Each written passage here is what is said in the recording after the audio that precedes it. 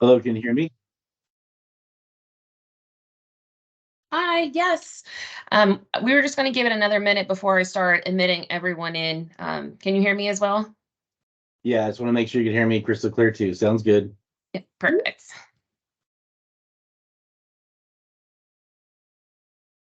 And I will do a quick welcome, Kyle, before I hand it over to you, as Nicole continues to admit the learners, as some will typically join a little bit late. Sure. No problem. And I'll just get on camera once we get started. Okay.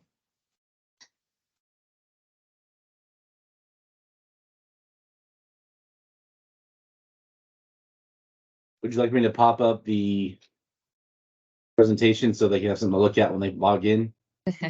Yeah, that sounds good. Yeah.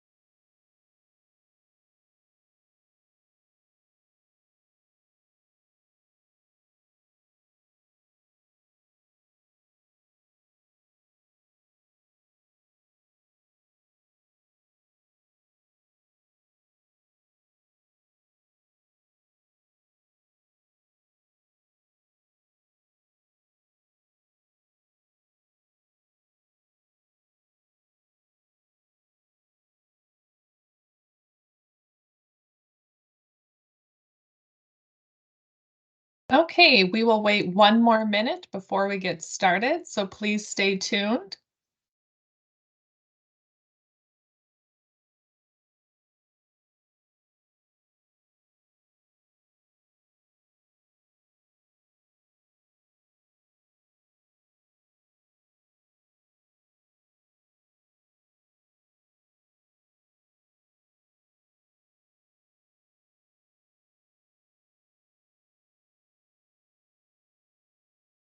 Welcome. My name is Dr. Ann Larson, and I am the Program Director for Nexford University. Thank you for joining us today for our monthly session of the Faculty Webinar Series. We hope that you engage in thoughtful reflection, participation, and conversation around today's topic as we explore business analytics. With that, let me introduce Dr. Kyle Allison, our Nexford faculty presenter today. Over to you, Kyle.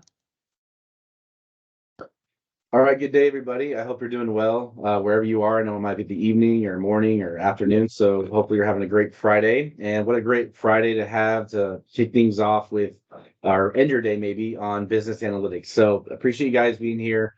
I've been with Nexford for about 2 years now, teaching marketing for the most part, but also business analytics courses. And that's one of the biggest areas of Nexford's goals is to make sure that we have strong students like you and learners who are equipped with the foundations of being data driven in today's business environment, which is the title of our topic today. So this is going to be all about no matter what business discipline you work in or what you do for a living, data is fueling a lot of what businesses are doing today to drive their decisions. So we're going to talk about that at length in today's session. We also have opportunities for y'all to participate, so stand by for that. We love participation at the right time. Nicole, also who's with us, will help out with that facilitation. So the agenda, what we're going to talk about is the first part of analytics is first knowing your business. So it's the acumen of first understanding your business before you can analyze something new and unique to your business situation, problem, or opportunity. Once you know your business, then you move into the context of identifying the right business problem or opportunity for a particular analysis. And we'll talk about that. The next step to the process of business analytics is data collection. It's ideating the right information that you need for a particular analysis. Then we'll talk about what it means to truly assess and analyze that data you've collected. And we'll wrap things up with the most important part about being data-driven is how to deliver insights into data-driven decisions. First, what is business analytics? Business analytics is the practice of using data analysis and statistical techniques to make informed decisions. It involves the collection, processing, and interpretation of data to identify trends, patterns, and insights that can help organizations improve their operations, make strategic choices, and achieve their goals. At the end of the day, analytics and analysis of data really needs to help support strategic objectives. They absolutely need to help ensure that we're moving in the right direction in our business goals, and it sometimes uncover new opportunities that at one point you didn't even know would be an option. That is the foundation of business analytics. But when you get into the process, the first thing you have to do though is already know your business very well. Before you can explore and analyze new opportunities and or solve new problems, you need to know a foundation of your business today. So before conducting analysis on new business problems or opportunities, you need to have the foundation of knowledge on these things at a core level for your organization. What is your company's value proposition? Every organization has a value that they deliver to their customers, their clients, their end user. What is that? And that's something you need to know already in the position that you hold, but especially in analytics, everything you do needs to be built off the foundation of that core value proposition. And if that's not understood as an organization, that needs to start there first. Or if you're redefining that value proposition, then that's an area we need to go and look at first before you explore new opportunities and analyze new things to make your business better. A value proposition, again, is that thing that is going to stand out amongst your customers. Why are they doing business with you? Why are your clients and customers choosing you over your competitors? Also, you need to understand within that value proposition, what are the core benefits and features of your product or service? What is it that you offer that nobody else offers, but also what is the strength of your business? That's really what it's all about. What does your business model offer that nobody else can really understand but yourself in your core organization? The next part of knowing your business is the competition, right? You always need to know who your top competitors are, who your emerging competitors are, right? And what they're doing in the marketplace. An ongoing competition analysis is needed before you can explore new opportunities. Sometimes you need to look at your competition to even understand what they're doing to be competitive so you can ensure you're also competitive. But the best part of analytics, though, it helps us be proactive than just reactive. When you're looking at competition, we do react at times to what they're doing, but we should look at that and be inspired to do something more innovative ourselves and unique. So that's where the analytics can come in. But we can't be innovative and do new disruptive strategic things in business if we're not understanding at a foundation what's already happening in our competition today. And knowing our market share is also very important. Market share is generally based off revenue or profitability, and it's basically where you rank against your competitors. So in a lot of public industries, a lot of public companies, they expose their financial earnings. What that means is they're going to expose that, and then there's going to be a consolidation of all of that information to see where do you rank on with all your competitors. So at the end of the day, what's really important is ensuring that you know where you stack up against your competition on a regular basis, because that helps you analyze what you can do to improve that market share. The goal is to be more competitive and increase those earnings, revenue, and profit. Strengths and weaknesses. Now, what's something called a SWOT analysis? Maybe some of y'all have done that, a strengths, weaknesses, opportunities, and threats assessment. But what this means is you need to understand already today, what are you good at? What are your core capabilities? What do you know you're best at in operations, with your talent, with your technology? Because that's where you're going to build analysis upon from what that is. Your weaknesses also. What are you not good at? What talent deficiencies or talent do you need to operate better? What types of skills do you need in your workplace? What type of technology do you need? All of these things matter because when you analyze a business problem or opportunity, you need to have this foundational understanding of those strengths and weaknesses so you can find insights to help improve those areas or make recommendations to improve those areas. That's what it comes down to: core capabilities, your talent, technology, and processes. Sometimes people call it people, processes, and technology.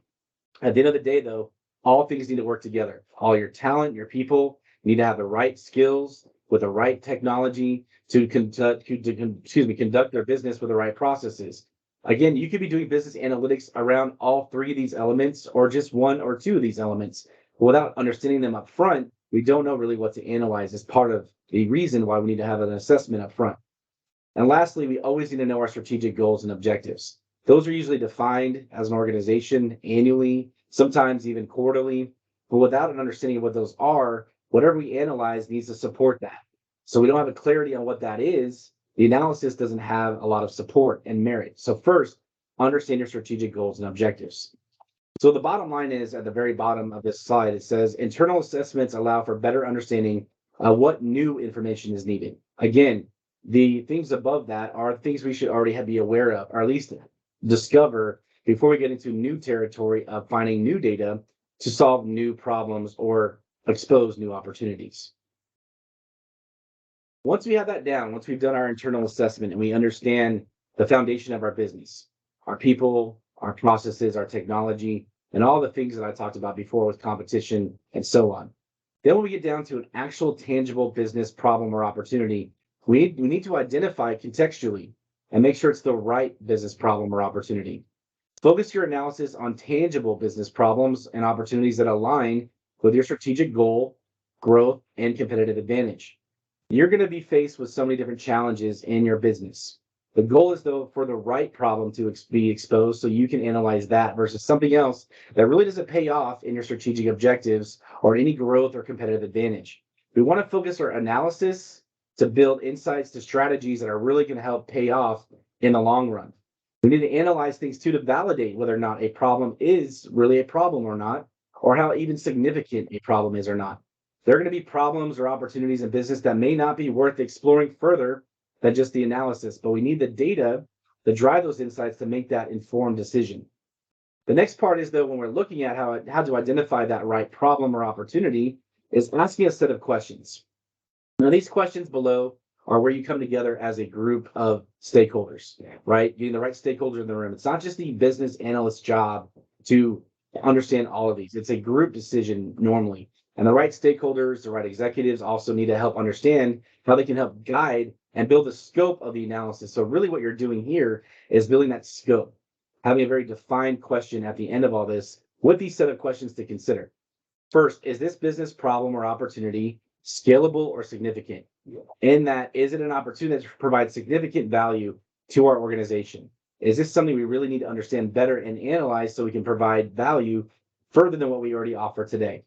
And is it scalable, meaning that is it an opportunity for growth? If it's something we're going to analyze that doesn't provide any merit for business growth, then the question is, why should we even go further with the analysis? The next question is, what do we already know? That goes back to the first part about the internal assessment, but not just the internal assessment and all those factors. It's already about this problem. Normally, business problems or opportunities stem from a trend or business situation we've already been in before. Maybe there's a shift in consumer behavior for your market, a shift in something else from an external perspective. Politics, the environment, legal matters could always influence a change in your business. But what do we already know is important so we don't spend time trying to assess things we already understand and use that to our knowledge gain. So when we analyze things in the future, that power of knowledge goes with us. What factors contribute? Meaning that, what are the factors we need to know? Are they internal? Are they external? Are there things about our competitors we need to understand better and collect data on? Are there things about our customers we need to understand better? What is the core part of the problem? Is it all aspects of our business or only certain aspects of our business? Why do we think we are in this current place? We need to have an understanding, though, of why we are where we are in that moment, right? Before we go a step further and analyze that potential problem, we need to figure out, well, what got us here? What is the reason historically that this has occurred? And then the next question is, what further new information do we need to validate the problem, right? Meaning that we may need some statistics, or we need to do some type of market research, something more to say this problem exists with some quantifiable metrics behind it. Quantification is the goal when it comes to data-driven decisions. Now, quantification means being quantitative, numerical values, statistical values, things of numbers that help deliver the credibility to the problem. But we are also going to understand the qualitative piece, meaning that we're going to look at opinions and assumptions. There's no reason to ignore those either, especially when we're listening to stakeholders or customers who have a lot of experience in this area. Finally, what will insights on this problem do for improvement on the business? At the very end of it, you need to ask the question again, does this provide value or not to the organization? Are we going to improve our business in some area or not? And if we don't have a confidence that it's really going to provide that extra value, innovation, improvement, then we may want to stop and not even move further with the analysis. But if the answer is yes, there is some value here, then you take a step further. You've got the problem clearly identified, and then you take the next step, and that is data collection. But before we talk about data collection as a method in analytics, we need to talk about this term big data. Okay. Big data, it crosses every single business discipline out there in today's environment. Big data is just what it is. It's enormous, it's vast. And the thing is about analytics today is we have to really manage it very well. Because if we're not managing our data, we're not going to be able to really understand how to analyze it efficiently. So big data is like a digital treasure hunt where we seek to uncover valuable insights from vast amounts of information. There's 3 V's that are considered within this big data environment. First, volume.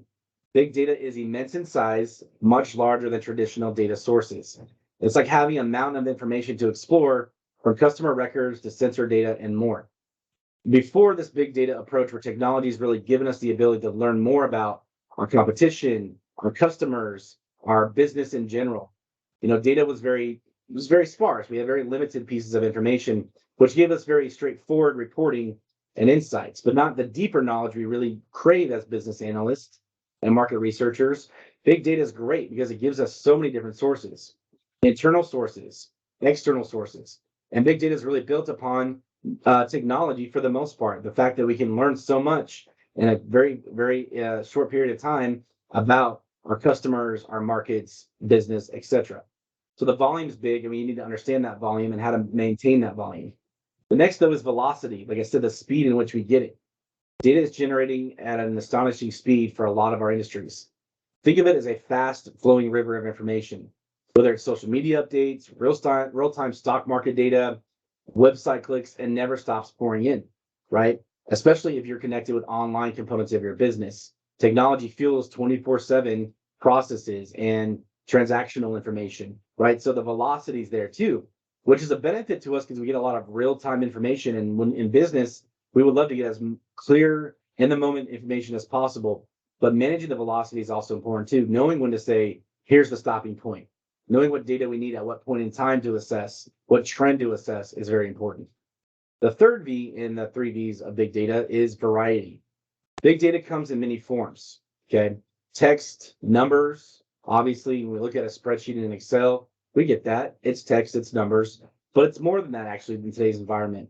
It's images, it's video, and more. Anything that has a source of information, right, is a piece of data in today's environment. And that's important to understand because we can use things like video, images, and other types of data to tell a broader story of what's going on in our business, to understand our customers' behavior better, to figure out different paths and opportunities based on just non-numerical values. So it's a diverse mosaic of information. I mean, that's a very, it's the variety is you have a lot to look at and lots of deciphering and sift through in this. So understanding, making sense of this variety is the challenge. So in essence, big data is about handling huge volumes of data that arrive quickly in various formats. It's the art of turning this data into valuable insights that help businesses make informed decisions and uncover hidden opportunities. So again, once we get that down though, and the appreciation for big data, that's what it comes down to is you need to appreciate it and not be fearful of it. Or some organizations lack in their business analytics capabilities because they don't know how to manage this big data. There is methods for that, which we could spend another whole hour talking about. But at the end of the day, once we figure out the way to assimilate the data with its speed, store it correctly, and allow analysts to truly be trained and skilled to get in there and pull out the data they need in a particular situation, then the better off we are. That's what it goes down to data collection. This, though, is not so much saying, hey, we know what sources we have. It's part of it. But it's more about once we know the sources of data and trust them, what is the information we need for that particular problem? Okay. There's going to be lots of data, but which pieces of data are more important to a particular analysis than another analysis? So you need to understand what you already have at your disposal, such as, and these are just examples, there's a lot of other types of data out there. Your customer data, your sales, transactional data, which could be your orders. It could be from transactional perspective, how many people are signing up for a credit card if you're a finance company. There's so many different types of transactional data. Market data, it could be external, it could be about the economy, it could be about your industry, what is your competitors doing, etc. Then operational data like processes, right? Where's the time and day of this particular process occurring, things like that. So all these pieces of data are there and more. It's a matter though, in your particular unique scenario of that identifiable problem, you said, look, this has value. You start needing to explore what data do I need to get? And collecting means you may already have it, but you're collecting it for that analysis. You're pulling from your sources that you already have to get it. Okay. That's secondary data, by the way. I'm defining secondary data. It's already at your disposal. You just need to go and get it. Okay. And normally when you build more analysis over time, you get better at it. These become more familiar to you, especially analytics that you're doing on a regular basis. You may already know where to go for some of the stuff, but you may have it for a very unique situation or analysis that you may have to go explore and find it, but it's already at your disposal. That's secondary data. Then there's something called primary data. Primary data, though, is based on that particular unique analysis at that point in time where you've never explored something before, or there's a piece of information that you need for the very first time. That's primary data. It's primary to that particular analysis. So it's new information to discover to help understand the dynamics of the situation to uncover insights further. This may mean going out and collecting data from a new source or tapping into your existing sources to see if the data is there if you've never really used it before. And this takes time, right? This is where you can't just jump into the analysis yet and start digging into the details without getting the right information first. Speaking of data collection as getting your puzzle pieces put out there, right? You have this puzzle you want to build, but you need the pieces to make sense and connect. That's what data collection is all about. And the secondary data could be the example that you already have it in your closet. It's in that puzzle box. But for some reason, you're missing some pieces now. You uncover the box and you realize, wow, I'm missing about 4 or 5 pieces of data here to build this puzzle. Therefore, I need to go out there and source some new puzzle pieces to fit into those spots. So data collection is all about puzzle building at the end of the day. So the best practices around data collection, I kind of already talked about some of them. There's some things to keep in mind as the data collector, which is the analyst usually, because there's things that happen as well, not even knowing what information you need, but how to manage it from a data management perspective. There's a lot of professionalism and a lot of ethical things to keep in mind with this framework. First, the alignment. Alignment of the data collection with the business objectives. Again, make sure the data aligns with the goals of your analysis that meet the business objectives at hand. Making sure it's efficient, optimize resource allocation, and be cost effective. Don't waste time going down a rabbit hole of trying to find information. It needs to be accessible. This is where at times IT and information technology partners need to support business analysts and having a clear process for data collection. Meaning that they know that things get updated and it's a matter of making sure that we're efficient with that with ongoing conversations. There's a term called data governance as well, where it's an oversight committee of people usually from the business, IT, and other stakeholders who say, here's how we're going to operate together to make sure data is available at the right time and the right manner. The quality of those is also very important, right? Focus on accurate and reliable data. There's going to be times you're going to be approached in data analytics with bad information or outdated information. So make sure it's the most accurate, most current, and reliable data as possible. I'll pause there too and also say, you're also going to be dealing with ethics in that manner as well. There could be pieces of information that are sensitive that you may not want to use for a particular analysis, right? Because that could get you in some kind of trouble. Perhaps you're in a healthcare company and you have a lot of personal identifiable information, which is called PII, where you have people's health records in there. Now, maybe you need it for particular medical analysis, and that's fine, but you got to remember who has access to it, who doesn't. So that's part of it too. Relevance, it needs to make sense. The data has to be relevant to the stakeholders' needs. And think of your stakeholders' needs as the audience that after you go through this process, you're going to deliver insights to. Who are your stakeholders needs to be really clearly defined earlier on too. These are the individuals who are the decision makers with your insights. Preventing overload.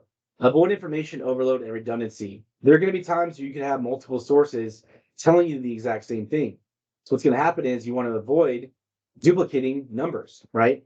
You have 2 different sources of sales. Well, which sales source is the source of truth? You're going to have times where you're going to get 2 pieces of data that mean the same thing, and you're going to double count that sale as an example, which inflates, skews, or minimizes the quality of the data. Now, the data also has to provide effective decision making at the end of it. And then risk management, identify a plan for potential data collection challenges. So the question is going to come up, what if I can't find that source? What if that data is not available? Then what you have to do is figure out, well, what the data do I have? Can I at least go with that data or not? Can I still proceed? And there are times you're not going to have all the data that you want. So you still have to proceed and do the best you can to provide some directional insights.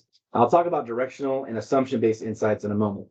And the adaptability, again, stay aligned with the evolving business conditions and goals. You may start with an analysis, work on it, be midway with the analysis, and then all of a sudden, boom, a business dynamic changes, because in today's business environment, things can change kind of fast. So we have to adapt to that too. We may have to stop, pivot, recollect new data, and be agile at the end of the day and flexible. So how do we analyze the data that's collected is now the next part, right? We collected it, we understand it's secure, but now we have to go through these checklistings of data integrity, data quality, right? Is it complete and is it consistent? This is called data management. Part of it's called data mining. Is it all in the right form? Okay.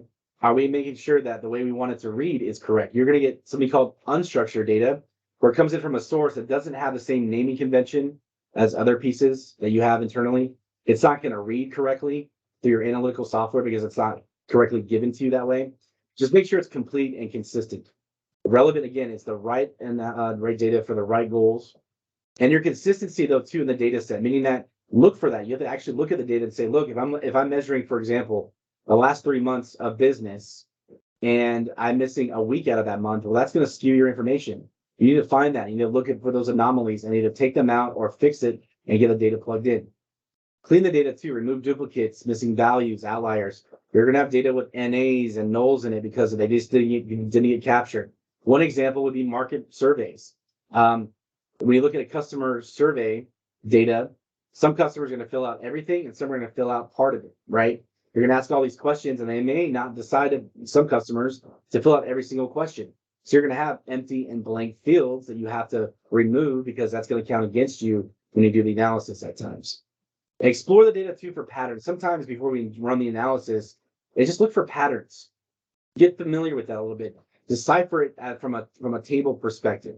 What a table perspective means is your spreadsheet for the most part, right? When you're looking at a bunch of data, you can already kind of scan it and look at on a higher level what's already taking place. Okay, you can see the numbers, the averages maybe. You can kind of figure out already something on them. I use finance analysis as an example. If the numbers are positive, you're already going to go into the mindset of a deeper analysis saying, well, at least we're making profit this week, right? Versus all these negatives, you're going to say, well, whatever I end up doing here, is it going to tell a pretty story on profit? That's what I'm trying to say. There's some things you can kind of just scan to get that initial impression. Now, why is that important to do before just running the analysis? Is it sets the tone for your curiosity later. It helps you identify things to go further in the analysis. The documentation has got to be good. The processing steps to get the data have got to be documented. Who's in charge of what in the data collection? Who's in charge of what from a data sourcing? And a lot of this, again, is between IT and the business partnership. Security is important, right? And data privacy. So absolutely, we need to make sure we're doing things ethically. We're consenting with our customers on the data that they give us. We're only using data that we are allowed to use in certain situations. You can go out there and read up on any Customer Data Privacy Act that's out there. In the European Union, there is the GDPR you can look up. In the United States, there's the California Consumer Privacy Act. And there's not every country, a lot of countries have their own data privacy laws. Well, as analysts, we need to be aware of those. We can't analyze some data and use it if it's not allowed for that particular situation. Sampling, though, too. Sampling means that you may not use all your big data. For example, you may have 1 million records of 1 million customers to assess. But maybe you only need a sample of that to tell the analysis, right? Maybe 1,000 or 100,000 of that 1 million. Free my math. Out of 1 million people, you use 100,000 pieces of information. That's 10%. Maybe that 10% is enough to use your analysis, right? Sometimes you just have to look at a sample of it as well in the analytics. And then lastly, good data visualization. At the end of the day, we can't report out a bunch of bullet points to our executives, especially our stakeholders. Visualization is important, but visualization needs to still tell the right data story. We'll talk about that here in just a moment. So this is what it gets down to, and part of this is that visualization. We've done all the work now. We've gone through, we've identified the right problem. We've gone through and collected the right data. We've ensured it's accurate. We've ensured it's secure. We've done all that great work. Then we run the analysis, but in the analysis phase of turning them into insights to ensure that our stakeholders can make data-driven decisions is actually the larger skill than just running the analysis. A lot of people can be trained on how to run an analysis, okay, and understand how to get to the right data. But to be that analyst who is influential, persuasive, and really can tell a story with data is what this part's all about. And this is what separates some people for promotions versus others in analytics, by the way. Stakeholders need to be able to take technical people who understand how to run analytics, but also speak in a way that others can understand. So for example, number 1, 4 rules of being informational and delivering insights. Clear communication. Present insights in a clear and concise manner, using plain language and visualizations that are easy to understand for non-technical stakeholders. You were hired to be the analyst. You were hired to run the algorithms, to run the models, all that fun stuff. But your audience who you're presenting to may not even understand that approach. What they need to know is what they need to know, right? Think through that whenever you're presenting your insights. And an insights could be a dashboard. It could be a formal presentation in front of people. It could be a team meeting. It just depends on your environment. So know that too. Know your environment, know your audience, know the kinds of questions they may ask, but provide a very straightforward insight. And if people want to ask questions, then you can go down into the deeper level of technical knowledge. But most of the time, if you ever look at surveys of executives and whatnot, they need the straightforward insights of what you've uncovered. And if they want to know more, they'll ask. Number 2, have actionable recommendations. Just providing a report is not enough for analytics. Reporting and analytics, and this is my disclaimer, are not the same thing. A report is just that. It's saying what happened. But if you're not providing the insights of why it happened and providing recommendations or insights about how to make things better, then that's not being analytical, okay? Analytical means you spend the time to absorb what has happened and thinking through scenarios and the objectives and coming out with actionable recommendations. So alongside insights, provide actionable recommendations that guide the decision makers on how to act based on the data analysis findings. That is the best way to ensure analytics is really providing value to an organization. Number 3, contextualization. You need to frame the insights, though, within a broader context of business goals and industry trends. You need to help stakeholders understand the relevance and significance of the data-driven insights. So you don't just explain what they need to know and recommend it. Give them the broader picture of why it's important.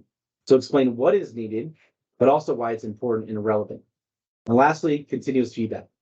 Establish a feedback loop where decision makers can ask questions, seek clarification, and provide input. It fosters collaboration and improves the decision-making process over time.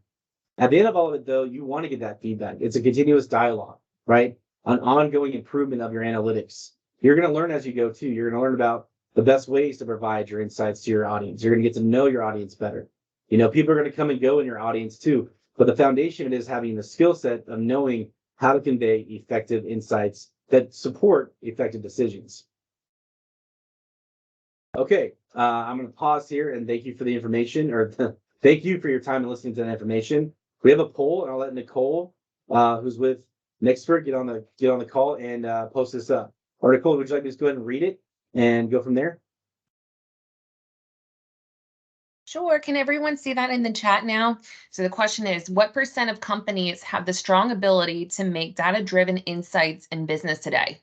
Is it 12%, 77%, 39%, or 100%? So please select and submit your answer. We'll give everybody about a minute or so to find that. So again, what % of companies, this is based off a very recent market research report survey. After everything I've talked about, this is why I'm talking about it, to see where's that gap in some organizations of being data-driven.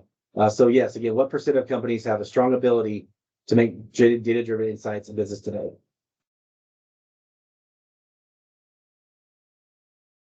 And Nicole, you can let me when you feel like it's the right time to move to the next one.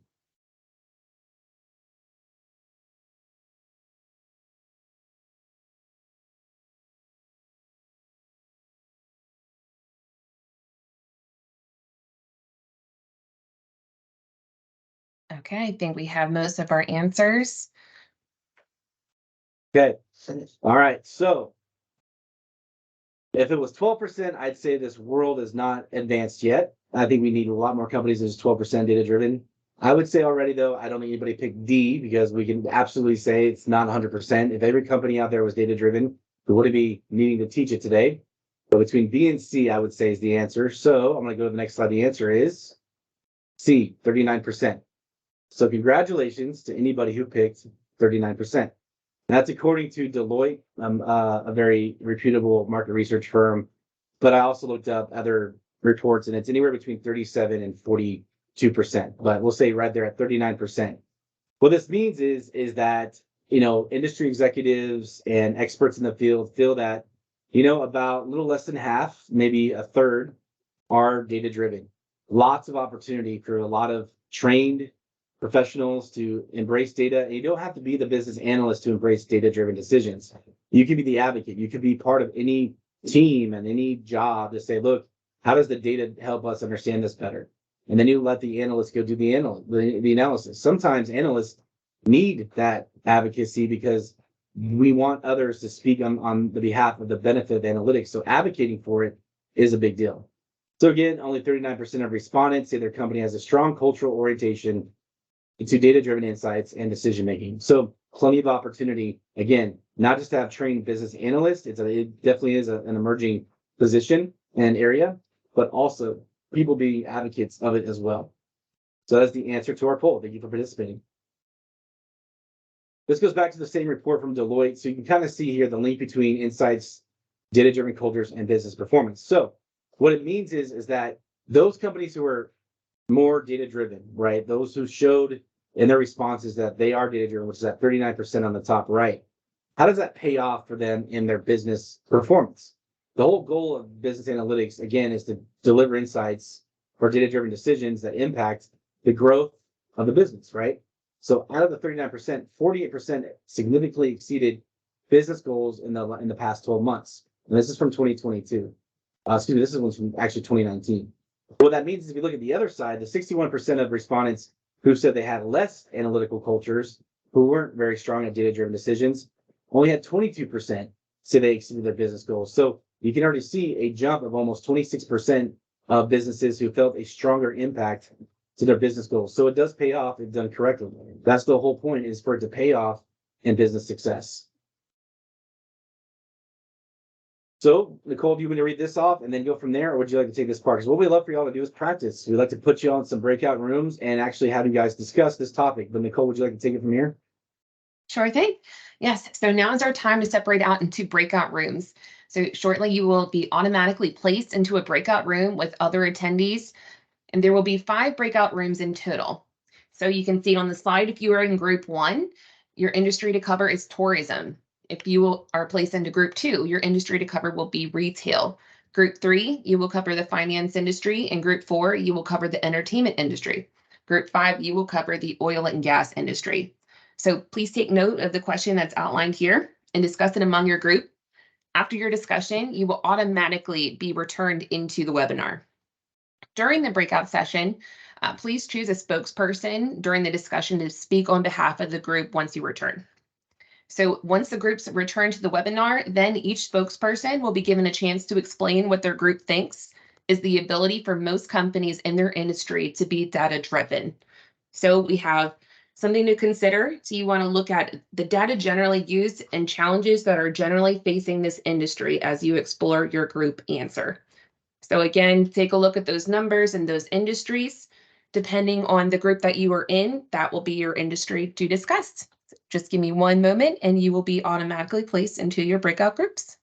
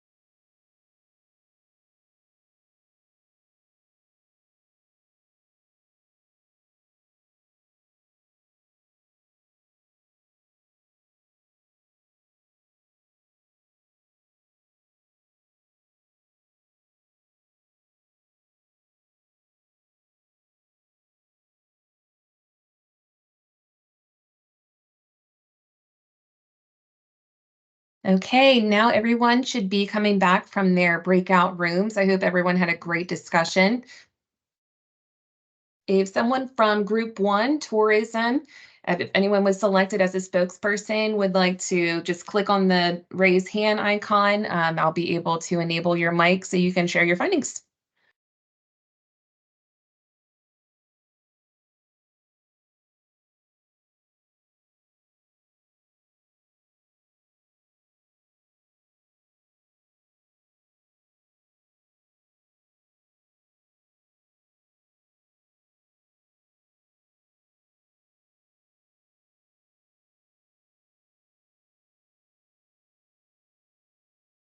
Hey, Mohammed has his hand up.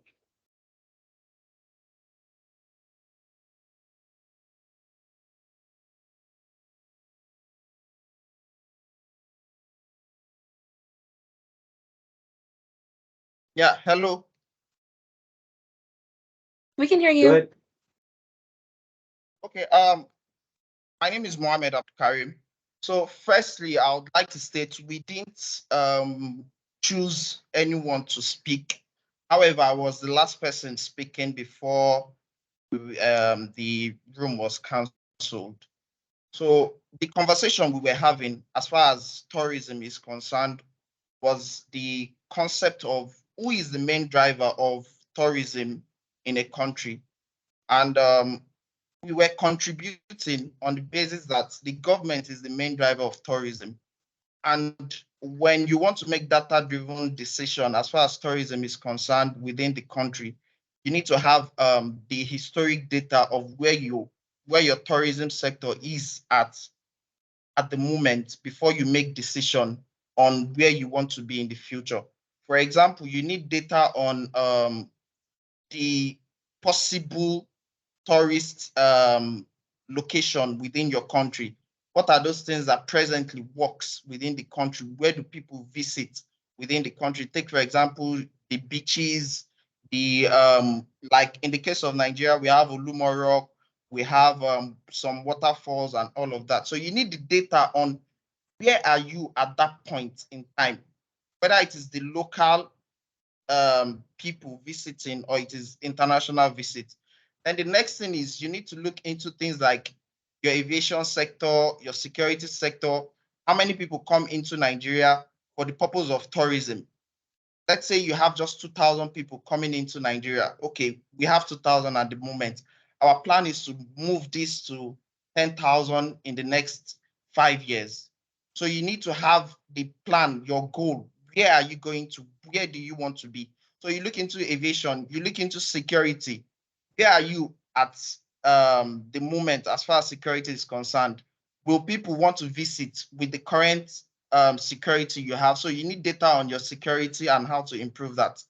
Then beyond that, you need to look into the opportunities for the private sector, which include, okay, what business opportunities there for the private sector and how will our policy enhance investment in this sector? So you need to provide data for before you make decisions as far as policy is concerned and present the data to possible investors and even the public. You can have investors within the country and outside the country. So I believe these are some of the data that needs to be provided, and your decision should be based on this available data. Then, as far as investors are concerned, when they have especially open source data, it makes it easier for them to decide to source for data that can help them drive their decision within their organization. So I believe that's on behalf of the team, that's the contribution we'll make. I'll just say I think that's good. I don't know if you guys knew this. I was a fly on the wall. I was in your breakout room, so I was in the corner there. No, good. I think just to provide some feedback real fast is that yes, the government has a big deal for tourism. There's a lot of information that they have right about things going on. The kind of statistics that you need to drive marketing to get people interested in going there. So government's a big part of it. A lot of information that they need to provide. Tourism companies itself, they need to make sure they understand their markets and their customers very well too. So that's doing some market research, finding out what people want out of their tourism experience. So there's quite a variety of different data points, but I think what you talked about is one strong area of data needs to make decisions. I agree. And I think it's for some tourism companies, when you think about those out there, like airlines, hotels, Travelocities of the world, Pricelines, those companies definitely need data because they need to understand the availability of what, they can travel and who to travel with. Government regulation, absolutely, on what their travel kind of the dynamics are. So there's so many variables at play. I think that they struggle at times because there's so much data. They have a big data problem for the most part. So I would say that they're probably right in there with that 39% or below. I don't know if they're the most data-driven industry, in my opinion, but I think definitely the things you talked about provide merit to what they need to consider. So I think you guys did a good job. There's another hand up.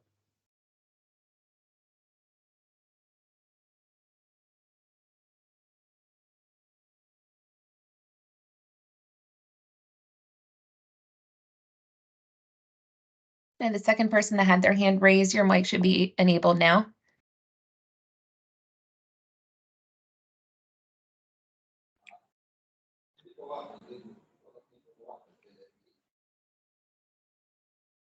If your hand's up, I believe you can go ahead and speak. All right, good evening, everyone. I don't know if you can hear me well. Yes. Okay, my name is Oshunsi Adetunji. I was in group 3 where we actually discussed about finance. So obviously, finance sector is one of the major sector in every country of the world, and basically it's one of the most monitored sector in every country. And I believe it's also a sector that is almost near perfection, well organized for every of their transaction, for every of their activities. For you, especially in a bank, for you to get a bank account or for you to transact, a lot of information about the customer would have been actually captured before actually being allowed to do anything in the banking sector or the finance sector in general. So for us, we believe the finance industry has that privilege, so to say, above most of the listed sector that are actually put here in the industry that are listed here. Therefore, we are discussed about uh, one of the issues that could be security. And another one I'm going to add to it is just about the harmonization. Take, for instance, in Nigeria, you have what we refer to as BVN, you have what we refer to as NIN. These details actually supposed to be centralized so that from a central point of view, you'll be able to access information about people once you have their maybe national identification number. So I believe in the area of fraud, this would really help in the sense that most people's biometrics will have been taken beforehand, before you will be able to register that for your BVN or NIN, before you'll be able to use them in the banking sector. So I feel one of the challenges that is mitigating against the industry is about the harmonization, especially I'm talking from Nigeria point of view, where you have to go extra mile to get stuff what's it called resolved. That could be done what's it called as just a snap by just providing just one detail. So I feel the finance industry has everything that is needed for them to be data driven and to be able to perform optimally, because there's no transaction. There's we call something KYC here in Nigeria, know your customer, where they take every bit of detail that is what's it called that they need from that such customer. So I believe the finance industry has everything that is required for them to be data driven. Thank you. Very good. Yeah, I agree. I think finance is one that you need the data to do the business, right? Like you have to have all the records of the financial information, transactional data. You need the customer information, especially if you're looking to authorize, the identity of individuals so they can get qualified for loans and banking services and whatnot. It's a very data-driven, and almost you need to be data-driven to really be this environment. But there's a lot of ethics behind the data management. So while it's very data-driven, yes, there are those challenges like you talked about, keeping people's information secure, finances secure, only sharing with the right people to have access to certain pieces of information, right? Keeping it secure from hacking and all that good stuff. So yes, very data-driven, very important data-driven, but also a lot of challenges when it comes to data privacy and security. So I think you did a great job with that explanation. How about group 2 retail? We did get to finance. How about anybody from the group 2 retail arena? If your hand's up and you're on retail, I believe you could probably unmute yourself.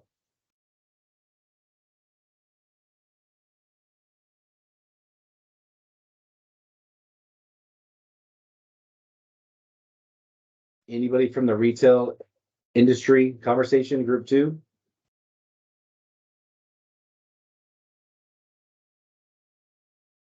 Okay, we'll come back. How about entertainment, group 4?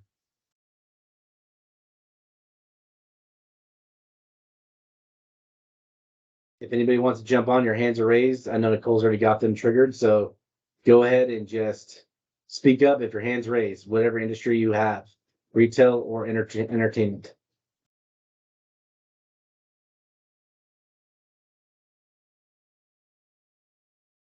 Mics are allowed right now, so just unmute yourself if you want to share. Can you hear me? Yes. Yes. Okay. My name is Awakalu. So I'm speaking for Group 4, which is the entertainment industry. So for us, I think we are safe to say the entertainment industry is the most data-driven industry around, because entertainment revolves around socialization, revolves around people getting to know each other, whether it's in music or in arts or in movies. There's a whole lot of data in that space, and that also speaks to why there's so much growth within the entertainment industry, not just globally, but even in Nigeria here, we've seen a rapid growth in terms of revenues for artists. The likes of Spotify are here, the likes of Netflix, the likes of Showmax, the South African brand, and Prime Video, Boomplay, the whole lot of them playing in that space. And then the social media is also a key channel for data around entertainment. So there's quite a vast array of avenues where you can get data around the entertainment space, and that also speaks to why there's a whole lot of innovation happening in that space as well, in terms of the quality of movies, the quality of songs, the number of streams that artists are able to achieve within weeks and months. And then there's the YouTube Shorts videos that are also a huge revenue source for that industry. But with the ubiquity of data, there's also the challenge of security in the entertainment space. So we see a lot of issues that has to do with piracy, especially in Nigeria here. Piracy is a problem. Most recently, we know Netflix also had to do something about piracy around their platform, where a single account user can share his account to multiple family members or friends, and then that impacting the company in terms of revenue. So security is also a challenge for the entertainment space, and then there's a whole lot of data privacy issues. I know quite a number of the social media companies have been fined for breaching data rules in Europe and America. And then So anyone playing in this space needs to understand, though it's a very lucrative space in terms of opportunity, in terms of revenue, but it's also a high risk environment as well, because if you don't get it right in terms of data management and data privacy, the government can always come at you. Even individuals, there are cases where you can be sued for so many breaches. And of recent, we are still dealing with the strike, the impact of AI and machine learning in Hollywood, where some artists are on strike right now because even their creativity seems to be almost being taken over by artificial intelligence. And then we know that strike is still ongoing. I don't know if that strike is over now, but as at the last time we heard on CNN, the strike was still on. So these are the various challenges and opportunities that we see in the entertainment industry, and they are primarily driven by the huge amount of data within that space. Thank you. Yeah, great job. I think definitely large data, big data sets. I think depending on where you're at in the entertainment industry is how mature the company is to be data driven can be a challenge because they need to absorb the pressures of executives to make money. Only produce movies that are going to make profit. Only sign up bands and artists for music companies that are going to pay off. So data is really subjective too because of its qualitative. It's based on opinion and what's popular now versus what's going to be popular in the future. I think from a industry perspective on the finance part, you go back to financial analytics a little bit for entertainment. But if you're deciding what entertainment to provide, how to communicate with customers, it's an ever flowing process of making sure you're using data versus opinions and pressure. I think from executives to provide the entertainment that they believe in versus what audiences want. Because we can all say there's a movie that we've seen that isn't great. Some music we hear out there that's like, why was that a signed person? So it's very much based on opinion. It's a lot of criticism out there too. So data is great for business decisions, but there's a lot of other pressures for entertainment professionals that they have to understand outside of just data. They have to meet the needs for a lot of different stakeholders for different assumptions and opinions. So part of being data driven is how do you sift through assumptions, opinions, and pressure that's outside of what even the data says. So that's good that you mentioned those other dynamics. Great. So for the time's sake, let's go to number 5, oil and gas, and then we'll open it up for questions. Anybody from the oil and gas group, number 5? Feel free to, if your hand's up, jump on the mic. There's somebody from retail. Okay, go ahead. Yes, in our conversation in our group, we got interested in the fact that the retailers or the retail industry are the ones who see the customers more than any other one. The meaning is that for the retailing industry, whether online, whether physically, the retailers will see the customers. And so it's actually a strong point for them, for the retailing industry to get information, plenty of information from the customers. So for the retail industry, we feel that because we see the customers, because they are there seeing the customers day in, day out, there's that advantage of having a lot of data from the customers. But then it also comes with a downside, meaning that you have very plenty data. Just like you spoke about big data earlier on, you have large data, you have a variety of data. And so if you cannot handle it, it becomes a negative for you in the retail industry. And the other side of the retail industry, again, is the fact that for those who can process the data properly, they can fall again into the challenge of over marketing to the customers, meaning that they are giving the customers unnecessary ads. You keep having, sometimes when you go online, you have ads that don't even concern you, that may not be relevant, just because companies seem to have access to a lot of data from their customers. So for us in the retail industry, we feel that we have a lot at our disposal customer information, customer preferences, customer choice, your level of inventory can be tracked from that point, but it also comes with downside. Thank you very much.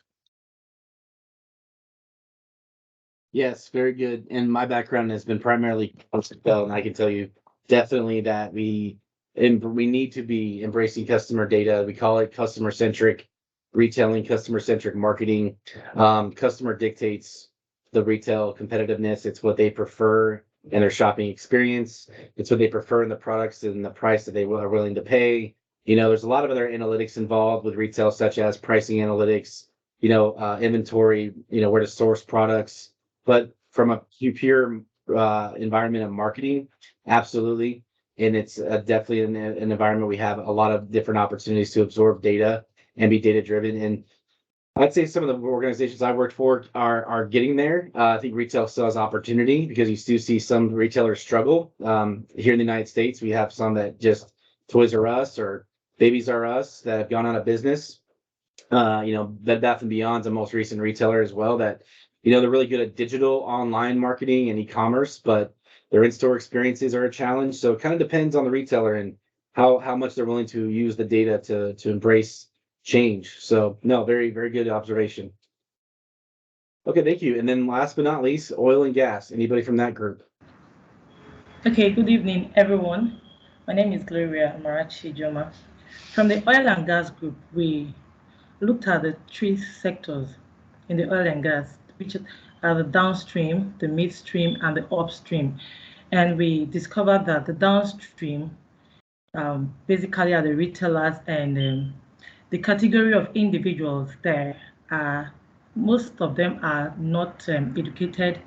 They're merely just businessmen, and the labor that's hired also are not that skilled. Okay, so they care little, not at all about data. We looked at the upstream, considering the politics involved. The data cannot actually be relied on. So we came to the fact that midstream generate good data, and to an extent, to a certain percentage, we can rely on the data generated by midstream. And they range from maintenance, facility maintenance data.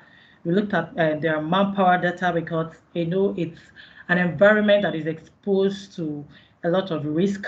So we look at the data on safety, okay, because things like risk analysis needs to be done.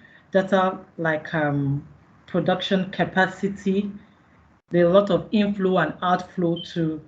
So, but amongst this data, it's obvious from our point of view, it's obvious that we do data analytics without knowing.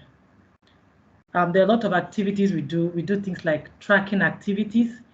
The Excel sheet, you track inventory, you track performance, but since it's not structured, and that's the major challenge. In fact, the business analytics program has made me to understand that we actually carry out analytics daily without knowing that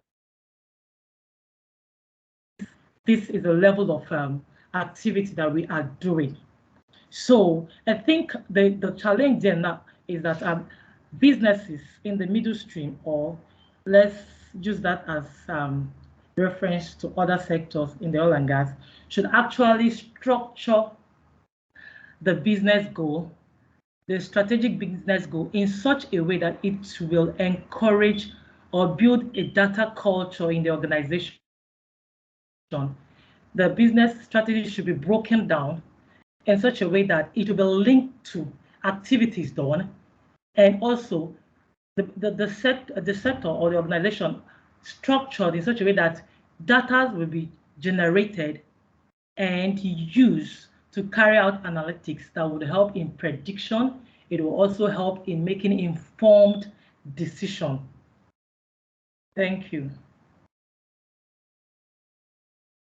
Absolutely. I like the word you use, that the informed decision, and that's what it's all about. I think oil and gas is an industry that needs very good data and very good analysts to really tell the right insights, because you can't, every industry is the same. But I think, like, for example, finance and oil and gas, there's some things that you really have to get right, and you can't really mess up with decisions. As like in tourism or retail, if the strategy doesn't work, okay, customers didn't like that retail experience, we'll do something else, we'll learn from it, we'll move on. Entertainment, okay, some things weren't entertaining, some were, we'll figure it out and move on. Tourism, a little bit same thing.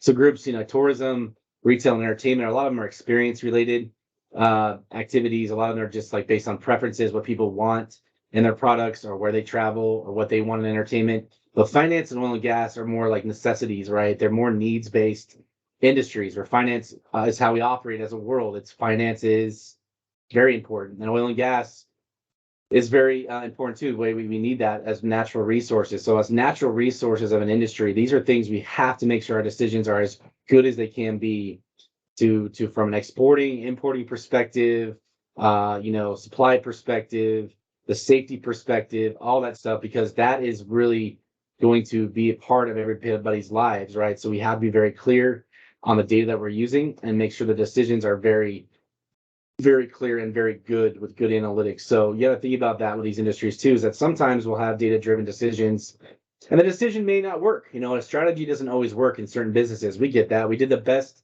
we could with the information that we had. That's the whole point of analytics, is to say there's not a crystal ball. Analytics is not going to solve 100% your problem. It's going to provide better, though, insight than if you didn't analyze it. So for all these industries, it's supposed to help clarify things better. It's make things a little bit clearer, but it doesn't mean your decision that you're going to get from it is ironclad and going to be 100% the solution. It's going to be a directional and assumption-based decision. So all these industries have assumptions. Sometimes it's good experience and educated guesses, but certain industries, again, like finance and oil and gas, you have to be more precise, less risk-taking, if you will, than the other ones where you can kind of try things out, analyze one set of behavior of your customers or one set of parameters, and then shift. So it really does depend on the industry. Okay, we have Nicole, I don't know how much time we have, but do we want to take a couple questions, or how are we on time? I know we're over, but We're about 13 minutes over. okay. We can maybe take 2 questions. Does anybody have any questions, general questions? I'm happy to answer. Let's say 2, and then we'll wrap it up.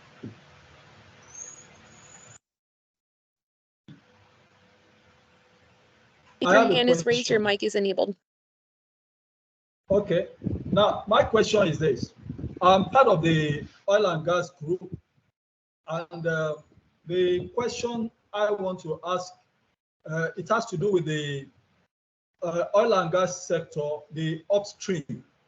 That's the exploration. Now, presently in Nigeria, it's a very, very unpalatable situation we find ourselves, whereby the country's OPEC allocation is between 1.6 million and 1.8 million barrels per day. But presently, we do as low as 1 million to 1.2 million per day.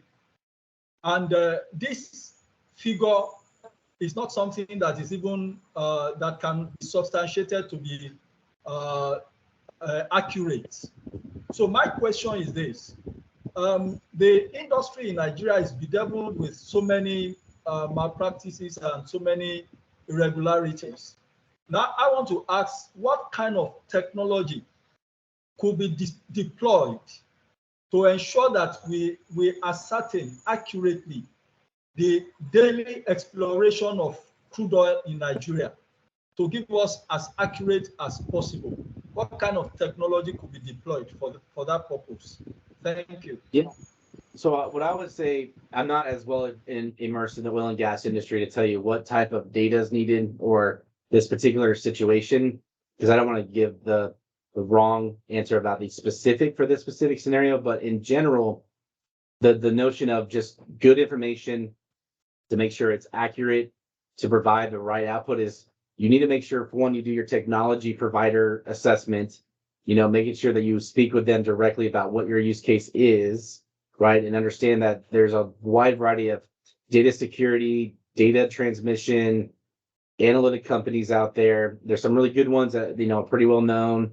But there's others out there that, operate in this environment that you have to ask very specific questions and ask directly, for this particular use case, here's my challenge and here is what I need.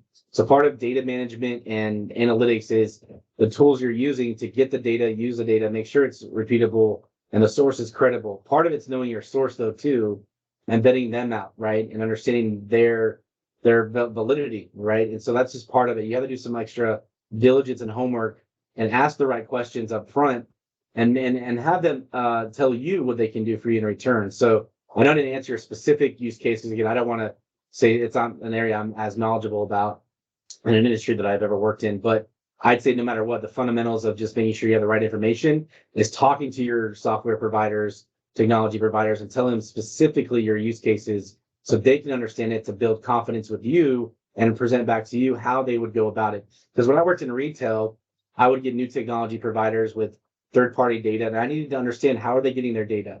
I'd ask the questions, walk me through how you're collecting the information, walk me through how you're going to transmit it into my hub of data. How are you going to make sure I feel confident that it's credible? Show me your security, show me your capabilities. And then you just, at the end of the day, you just have to build that trust between parties. And that seems like the easiest part, but it's some work. So I hope that helps.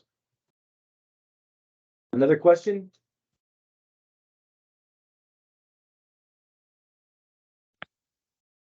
Yeah, thank you very much. This is Felix. Still in respect of the oil and gas sector, I'm new in that area, so I would have loved maybe an expert opinion as regard addressing the downstream sector's challenge. From what that was discussed in the group, finding shows that they are dominated by, let's say, semi-skilled or non-experts in that area. And this is where we have the majority, and consumers are also there. So dealing with data from what discussion that was heard there, that is difficult. So are there possibility what is obtainable in other system as dealing with downstream sector data? That's my question. I would love to know, honestly. Yeah, I think again, I'm not the oil and gas expert, but what I will say, in any industry, there's going to be areas of that industry because if you think of industries, they're so vast, right? There's so many challenges that any industry faces. So I think when you're talking about the need to make sure you are the end user of downstream data, right? It's coming down to you to use. You kind of have to work your way upstream and have the authority, if you will, to speak to that and understand that as it's coming to you. Going back to the things to me I kind of just mentioned is validate your sources, and if you have the opportunity to get different sources, then great. If not, then you have to do something that's really called a kind of transformation inside your processes a little bit. Okay. You hear this term digital transformation out there in the last few years, and it's still emerging. One of that big area of digital transformation is analytics. This is where companies really have to look at themselves internally to say, well, do we have the information that we really need? And if we don't, how are we really going to now get it? So you have to look at that and ask those questions out loud and work within those challenges. Sometimes it's uncomfortable to start over, or not really start over, but just really revamp and pivot a little bit in a new direction. So, but you have to have those conversations as a group, as a stakeholder group, because if you don't, you're going to keep going down a path and then you never really learn whether or not there is new opportunity for better information, more useful information, stuff like that. So it's really looking at your processes at that point and then saying, where do we need to fix that? Once we fix that, we should hopefully get better sources, information, and then use it to our ability. And then again, though, it's really depending on your situation. Some industries are very challenged to get new sources or to figure out new ways of collecting information. And I'm not trying to say it's not impossible to change it, but it could be very challenging. So it just depends on your industry. Wish I knew more about oil and gas, y'all. I'm sorry. I have a car. I fill it up with gas, but I'm not the expert on oil and gas. I'll be very transparent about that. I could do marketing and retail all day. Maybe tourism. All right. Nicole, any other questions, or do we think it's time to wrap up? Unfortunately, I think that is the end of our time today. So I just want to thank everyone. It concludes Being Data-Driven in Today's Modern Business Environment webinar. Thank you to you, Dr. Allison, for presenting, and thank you everyone for attending. So please be on the lookout for an email that will be a survey. Those help us to continually improve these upcoming webinars for you. Have a great weekend, everyone. Thank you. Everybody, have a great weekend. All right, bye.